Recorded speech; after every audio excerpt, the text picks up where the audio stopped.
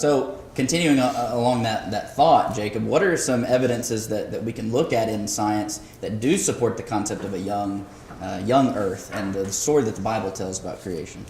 I think there's a lot of evidence. I think there's a lot of evidence that the dating techniques that scientists use today could be faulty, and there's a lot of problems with it. And going back to something you mentioned, we're basing our dating techniques, our idea of science, on a very small snapshot of time. Based on 100 years or so of work in science and all that. Compared to what scientists say is a 14 billion year old Earth. 100 years is just a small snapshot of time. And I've taken statistics in college, right, where I think we have to use our brains, and in statistical analysis, they would not exactly consider that a large enough sample right, to determine an outcome. Your margin of error would be astronomical. But go ahead. I agree. No, I agree. And that's the point I want to make. And there's a term that refers to that, and it's a big word, I guess, or a couple big words: naturalistic uniformitarianism, which is just a fancy way of saying the way the world works now is the way it's always worked. The way things decay, the decay rate of radioisotopes in rocks, the rate at which they decay now is the way they've always decayed. That's what science says. The way things grow and interact with one another, and that's an assumption.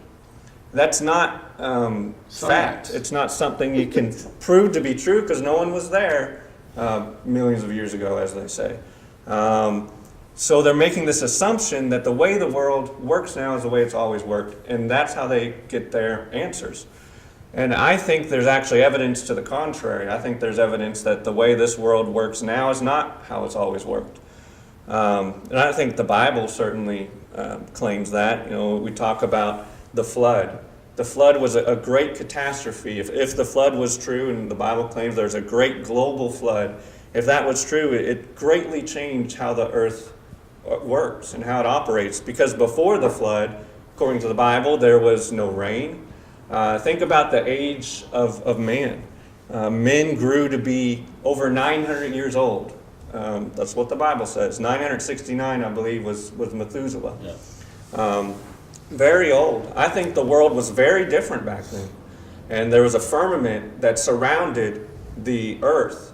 And I think it preserved it in certain ways, blocked out some of the UV rays or the rays of the sun and preserved it, and things grew differently.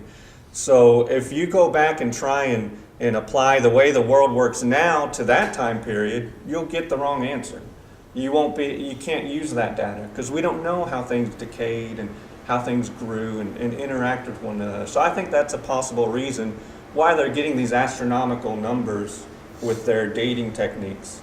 And I think there's also been a lot of errors in their dating techniques that also point to the fact maybe we can't trust those techniques that they're using.